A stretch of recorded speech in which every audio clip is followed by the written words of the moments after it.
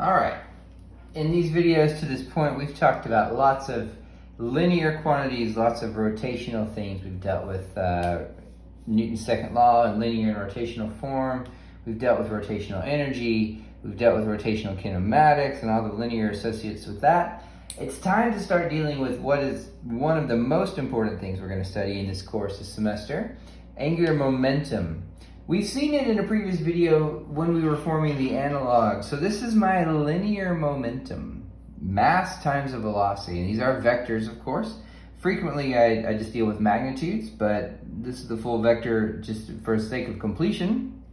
And what we saw before, when I formed the analogs, I got I omega, the quote-unquote rotational mass, right? The moment of inertia times the angular velocity. And that seems like I should be done here, but as it turns out, I've got to be very careful with how I think about angular momentum for objects. I've got mv here, which is a linear quantity. I always consider this to be a point mass. I don't worry about where forces are applied or anything like that. This is a point mass. But over here, if I realize that the objects are now extended, I've got to be careful and recognize that an object can actually have an angular velocity in different ways. To illustrate that, let's just talk about our home, right? Ice caps and continents, ish the Earth, right? Ish. And so this has an axis of rotation, of course. It rotates at some angular velocity, omega. So it seems if I want to know the angular velocity of the Earth, I can just look up the moment of inertia of a sphere, assuming I'm going to model this as a sphere, calculate its angular velocity, and voila, I am done. And as far as it goes, that is true. But we've got to remember that there is another way in which the Earth has angular velocity, right? We are rotating about this big thing over here called the sun.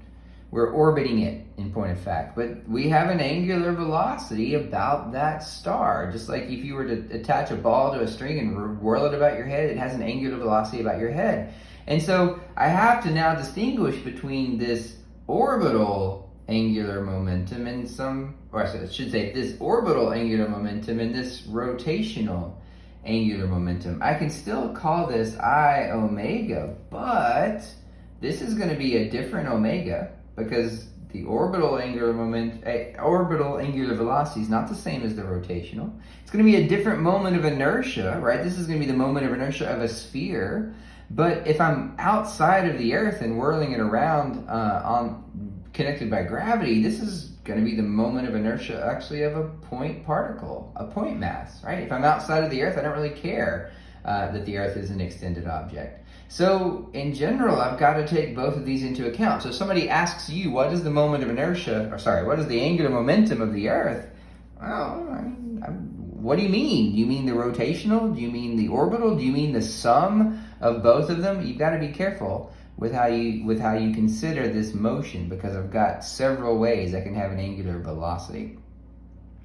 So this expression can be used in both of those situations, but I need to specify what moment of inertia, what angular velocity. As it turns out, there's actually another way to calculate angular momentum,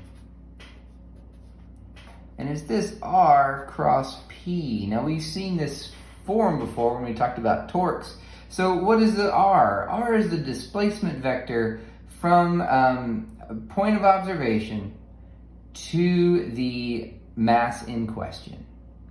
And P is the linear momentum of the mass in question. So you might go, well, wait a second. We're talking about angular momentum and you're bringing in this linear momentum. How is something that's moving with linear momentum? If it's moving in a straight line, how does that have angular momentum? So to talk about that, let's talk about what would happen if you had a car, driving past you. So there's the car in 3 different positions. I'm looking at it from above. And you're here. And you can do this next time you're around a road. People might look at you strangely. If you're in my class, I made you do this to me as I walked around the classroom, or at least walked across the computer screen. And then you're just going to point at the car. So you're pointing like that when the car is in this position. But as the car moves, so does your arm, right? You're following the car, and so at this position, you're pointing this way. When it's this position, you're pointing this way. And you have described an angle with your arm. So the car has angular momentum about your position. And that's an important thing to say. We've seen that before with torques. If I said, what's the torque on acting on an object? Well, you have to ask me about which point.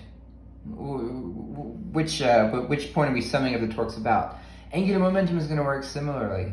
This car will have angular momentum about lots of different points, but it's going to be a different angular momentum depending on what point, because the R is going to be different in each case. Now, there is a set of points about which this car has no angular momentum. If it's traveling along this line, any point along that line will have no angular momentum about it.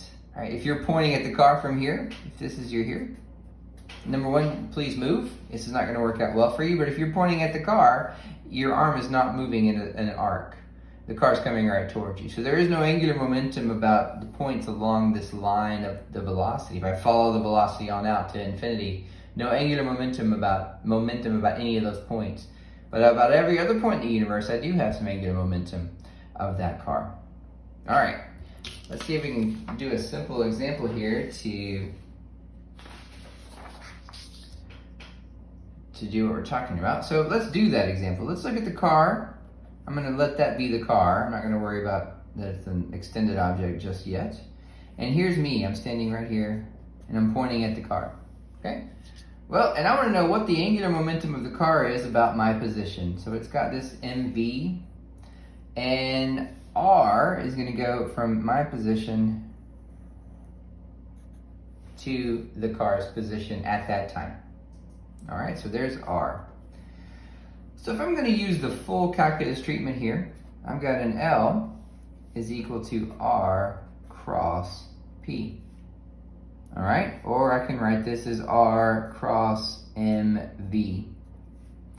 Well, remember the definition of the cross product. It's the magnitude of the first times the magnitude of the second times the sine of the angle between them, and then times a normal vector, which tells you that this vector is perpendicular to both of these. We'll deal with that normal vector in a second. Let's talk first about how to do this. So magnitude, I'm going to pick out the magnitude of this. It's going to be magnitude of r times mv times the sine of the angle between them. Now, to do that, I've got to draw these in a very specific fashion. I need to draw them tail to tail. Here's r, and here's v.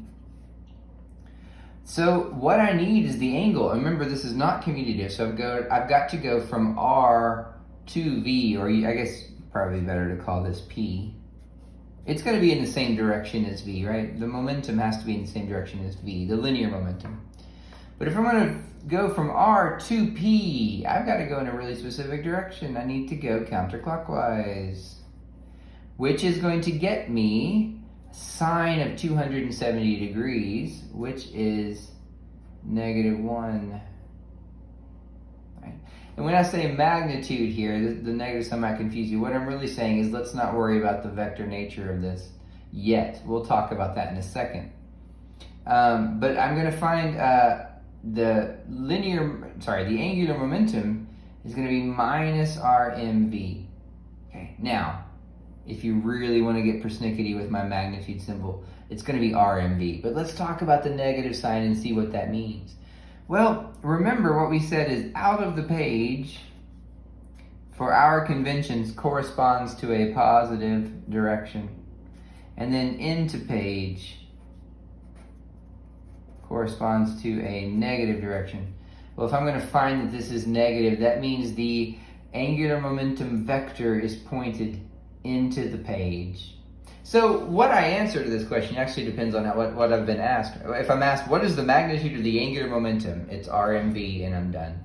If I'm asked for the direction, it's rmv into the page. If normally the convention of that is the minus k hat direction. Out of the page would be positive k hat. This doesn't bother me if you don't use this. If you do use it, I speak that language. If you just want to write into the page or out of the page in this class, I'm fine with that too. Okay? So the vector, the angular momentum vector, points into the page in this case. But, like I said, we very rarely deal with the vector nature of this. So we would normally just deal with the magnitude here, and so R and V would work just as well, I should say. All right. That's how you calculate the angular momentum of a point particle about some position. Okay? All right. In the next video, we're going to look at doing that a slightly different way.